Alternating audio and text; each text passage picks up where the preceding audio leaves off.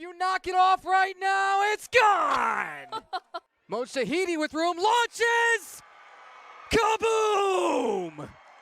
From another time zone. This is comical, cartoonish, and downright ridiculous. I imagine I'm going to get some pushback on this, but konnichiwa, and welcome back for Season 2, Episode 12 of White Noise Sports with Tanner White. Last week, I gave NBA Finals predictions. I took the Thunder to whoop on the Pacers, but not quite sweep them. I said Thunder in 5 for that series. I also got to gush about my favorite pitcher, Tarik Skubal, again, because he went out and threw himself a 94-pitch shutout in one of the all-time dominant starts, and we got to talk about Greg Maddux and the Maddux stat. Finally, Travis Hunter, the number 2 pick in the NFL draft, is practicing on both sides of the ball at least a little bit with the Jaguars. Caitlin Clark is missing some games with injury for the first time pretty much in her life, and the MLB is investing in the Athletes Unlimited Softball League. This week, I am not certain where to start, and that's actually not uncommon. I script a lot of things out of order. I riff when I feel like it. Occasionally, I can ad-lib an entire section if it's something I've been watching a ton of or something I feel really strongly about. I do want to look into scheduling a couple of guests for the summer, and I've already reached out to a couple of people. I have a few classmates in my master's programs and things that might be on board. I'm going to go with what I found most surprising this week first. So, the Knicks came within 2 games of the NBA Finals. That part is not awfully surprising that they would eventually fall in those East Finals, as the Pacers are pulling off miracles this year, and they're sort of the anointed team, or the team of destiny. They still have that young core, the Pacers that is, that made them the highest scoring and the fastest paced team in the league last year. Pascal Siakam actually ended up taking the Eastern Conference Finals MVP. Of course, I had thought it was going to be Tyrese Halliburton, but Siakam turned it on those last couple of games and helped the Pacers to close out the Knicks. Whoever got to the finals from the East this year, though, they were always just going to be fodder for the Thunder, and I still think that's what's going to happen. The Knicks were the better team throughout the regular season, which is why it's kind of bizarre that they decided to fire head coach Tom Thibodeau after the Eastern Conference Finals wrapped up. Thibodeau is one of the been everywhere, done everything coaches in the league. I actually thought he was a little bit younger, but then I do my research for the episode. You see that he's 67 years old, and you're a little bit taken aback. I'm tempted to ask, if Thibodeau were 10 years younger, would the Knicks have made this same move? When I say he's done everything in the league, it should come with the same caveat I mentioned a few weeks ago. He hasn't won a championship since becoming a head coach in 2010. His only one came as an assistant with the Celtics in 2008. Things he has accomplished, all as a head coach. He went to the finals in year 1 with Boston. As we mentioned, that was in 2010, and he won Coach of the Year that year, his very first. Turned around what was a pitiful Timberwolves franchise after taking over there in 2016. Won an Olympic gold medal as an assistant with that 2016 Olympic team that's still one of the best ever assembled. Snapped a long playoff drought for the Knicks when he got there in that bubble season in 2020. Won another Coach of the Year award right after that. And finally put together back-to-back 50-win seasons for the second time in his career this year and last. Is that not an all-time resume to you? But it wasn't enough to save his job. This is kind of crazy. Is this not the kind of thing that would get you some tenure and some grace normally on most other coaches' records? It is the kind of thing that would lead you into conspiracy theories a little bit, like I'm tempted to get into. So here we go on that. You know how I do this from time to time. Some of the first headlines to come out were that this was something of a player-led revolt. I think, what else could it be? The front office of every team in the history of sports wants to win a championship every year. It's not just lip service when they say that, no matter how putrid or how great their roster is, but only one team is able to win one each year. I know, and everyone else on the planet knows, that the Washington Wizards are not going to win a championship next year, no matter how good free agents they sign, which they won't, and no matter if they crush it in the draft, which they also probably won't. Did this year's Knicks have a championship-level roster? Look, in terms of their starting 5, the answer is yes, they were good enough. But you can't play your starting 5 for an entire 48 minutes, and that may be the one area where Tibbs mismanaged this team. So look at the minutes from the regular season. The Knicks played their starters more than anyone else. I talked at length about their starting 5 and how tough they are and how they stacked up with anyone, And remember, it goes like this: Jalen Brunson, Josh Hart, Mikal Bridges, OG Anunoby, Karl Anthony Towns. All 5 of them finished in the top 20 in the league in minutes per game, with Hart, Bridges, and Anunoby being 1st, 3rd, and 5th. Of course, you can lean on your stars in big moments, but I don't think you can run them into the ground, which started to look like the case the latter half of their playoff run. Brunson and Cat combined for over 55 points a game in the East Finals, and in fact, Brunson is the leading scorer overall in the playoffs so far, but everyone else's production started dropping off, especially the bench. If they were all feeling a little bit too run down to keep up that kind of workload, then I see what the team is on about. Although even if that were the cause of a sort of mutiny here, it would have been better probably to handle it internally, to have those tough conversations when the season ended between himself and the team, than for the front office to fire him and try to make a run at a big name coaching hire, which is the other short blurb in this conspiracy that I want to get into. Rick Pitino is one of the first names being connected to the Knicks. Remember, Thibodeau was just fired on Wednesday. Pitino and St. John's men's basketball were an early exit in the second round of March Madness this year, as I believe I'd had them in my Final Four, nonetheless won that bracket pool. I digress. Pitino has had plenty of time to stew on that loss from the tournament. Dan Hurley is another living legend at UConn, and he's actually 20 years younger than Pitino. He's also been involved in these sort of early mutterings. The Nuggets fired their head coach Michael Malone in April before they even got to the playoffs, at a time when they still had plenty of reason to believe they could win another title this year. There are tons of high-profile head coaches from both the college and NBA ranks that are definitely going to be getting calls from the Knicks. As great a career as Tom has had, and as much as he contributed to the turnarounds of multiple franchises, I'm tempted to fall more into this camp that the team wanted someone more, we'll say, marketable, more interesting, more flashy.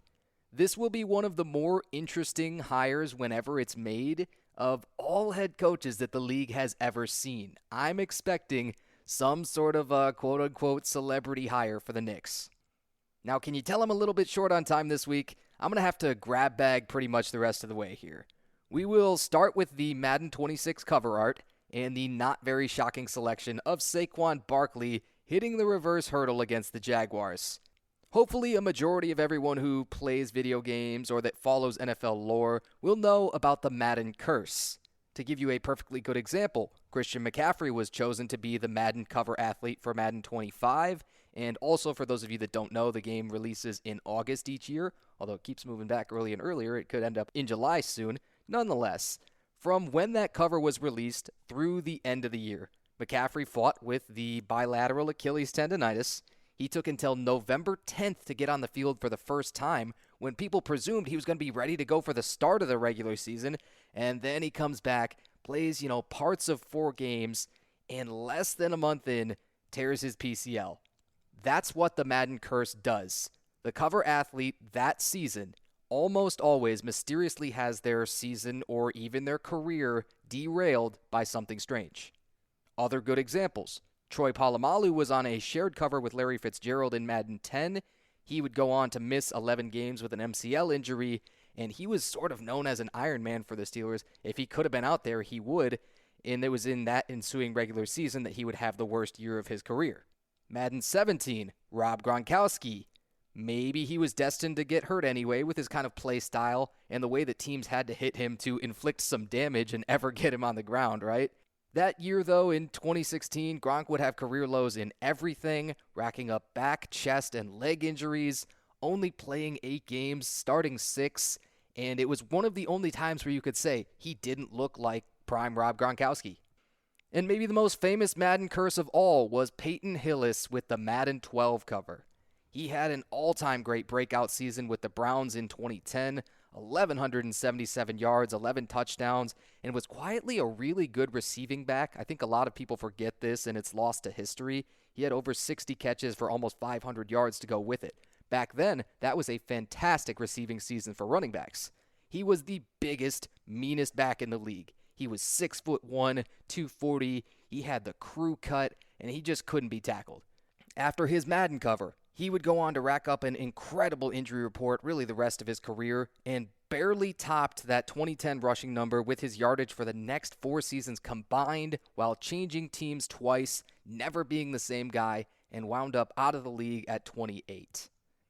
Saquon was unbelievable last year, of course. In every way was the most valuable running back, and he came up a hair shy of the single-season, regular season rushing record, that is. 2,000 yards has now only been done 9 times, and everyone on that list is a current or future Hall of Famer, besides Jamal Lewis with the Ravens. Won't get into that, but that's an interesting Hall of Fame snub. That said, Saquon might want to get some extra insurance and maybe some, beef up the private security, get some bodyguards, that kind of thing. I'm not superstitious, but you have to be at least a little bit stitious with the track record that some of these cover athletes have had. Of course, there are exceptions. You have Josh Allen, Lamar Jackson, Patrick Mahomes, who have all been on the cover since 2020, and they have also all won MVPs since 2020. The overall record has enough entries and seemingly cursed players on it that it's always worth mentioning when Madden is close to launching. The MLB Power Rankings continue to waffle on who the best team in the league is, even though the best record continues to belong to my gritty Detroit Tigers. The Mets, Dodgers, Phillies, Yankees, and Padres have all been at the top of ESPN's weekly rankings at least once so far, but the Tigers have this spot as of this Thursday the 5th. They're at least a game and a half clear of everyone in the standings. We're not looking at the full season sample size yet, and I will plan on doing a full 30-team power rankings at the All-Star break like I did last year. Definitely going to need a guest for that one. Those just go so long and they take so much research that you really do want to have a guest to do justice and sometimes to split the workload up. The team with the worst record is the one that I really want to focus on more, though, for this episode. It's tough to find words that have not already been said about the 2025 Colorado Rockies, but that is sort of my sole purpose, so I will do my best. I think the best stat I've seen floating around socials to describe their unfortunate predicament is that they had, until very recently, been swept in a series more times than they had won even a single game. Now, not to get on the hype train, but their season did just take a massive upswing when they swept the, albeit also lowly, Miami Marlins in 3 games. That improved them to 12-50 on the year. I wanted to find some of my own favorite numbers from their season and also toss out the other commonly heard ones to see if we can frame a little bit just what this level of putridity means. Rapid firing some of these stats in 3, 2, 1. When it comes to the 9-50 start, that was the worst in the modern era, unsurprising. That sweep of the Marlins remains the only series they've won this year. They snapped an MLB record streak of 57 straight series without sweeping an opponent. They also snapped another record skid of 22 straight series without a series win. That one also dated back to September of last year. And possibly my favorite one of all, after that sweep, they are still on pace to lose 131 games, which would be 10 more than the 2024 White Sox, who had most people convinced that they were the worst team in the 180-year history of professional baseball. Let's look at some individuals, too. There are a couple of okay performers. That's really all that you can say about sort of their entire roster top to bottom.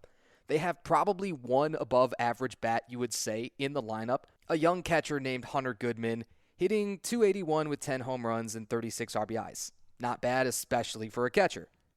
They have no one else with 10 or more home runs through over 60 games, even in the best ballpark for home run hitting in the entire league. They have 6 players total who have been worth more than 0 wins above replacement offensively, and only 2 that are worth more than 1 win. Those are both the lowest totals in the league. They have a team ERA of 5.39, and the funniest part about this one, it is better than last year's team ERA of 5.48. They were pushing the all-time record for worst team ERA last year, didn't get there, so it also looks like that's not going to be within reach this year. But just what is going on in Colorado? Good news is we can all laugh about them together, and at some point, something by the pure happenstance of baseball, that franchise will somehow turn around. Maybe. Finally, it looks like we have breaking news from the NFL if the social storm rolling in on Thursday afternoon is to be believed. It looks like it's finally happening, like the Pittsburgh Steelers and Aaron Rodgers finally ayahuasca tripped together and came to terms on a deal. I desperately hope that this is not a cruel joke or fake news of any kind, because it has taken from the moment the regular season ended for Rodgers back in January to now. And with so little clarity in the middle, he was of course linked to the Vikings for a while, but we know they're going to roll with J.J. McCarthy, who missed his whole rookie year with that meniscus injury in the preseason. He was linked to the Giants too, who still have work to do with their quarterback situation, but they took on Russell Wilson as their veteran option.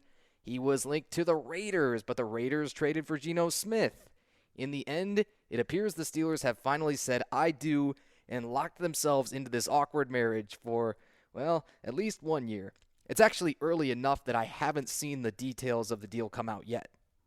I presume it's only for 1 year and in probably, a 15 to 30 mil range. I think it could be anywhere within there, depending on if Rodgers is saying for sure this is going to be my last season. When Russell Wilson and Justin Fields got into a timeshare last year with the Steelers and they really had no idea who to start, it was super likely that one of them needed to go. The Steelers then kind of overreacted and got rid of both of them, leaving them with Mason Rudolph, 6th-round rookie Will Howard, and Dolphins third-stringer Skylar Thompson in their quarterback room.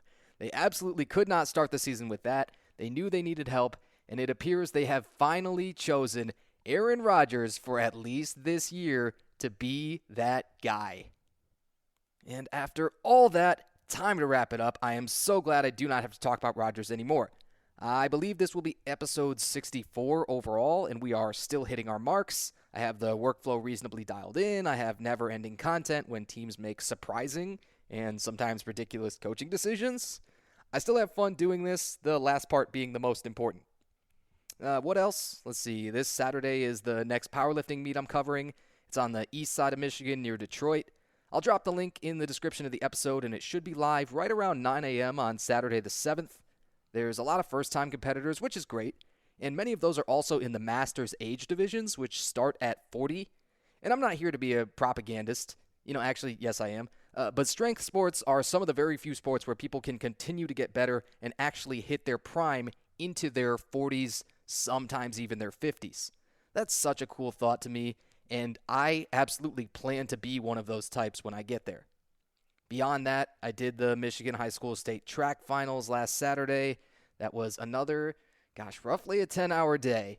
It's ultimately worth it. You meet good people, you get good tape, and I still need to put out some of the tape from that, but had a really good crew, and I genuinely enjoyed it. I will also leave in the description for you a link to watch that back, but unfortunately that cannot be had on demand for free unless you're me and you get a copy to download. I'll get you out of here with the socials, Instagram, TikTok, and Threads at The Voice of Tanner, X, just Voice of Tanner, YouTube, the whole thing spelled out with spaces, and for the LinkedIn squad, it won't be too difficult to find. Tanner White, real name, no gimmicks. Leave a like, comment, and share. This has been Season 2, Episode 12 of White Noise Sports with Tanner White. Thanks for joining me. Oh, you knock it off right now, it's gone! Moshahidi with room launches! Kaboom! From another time zone. This is comical, cartoonish, and downright ridiculous.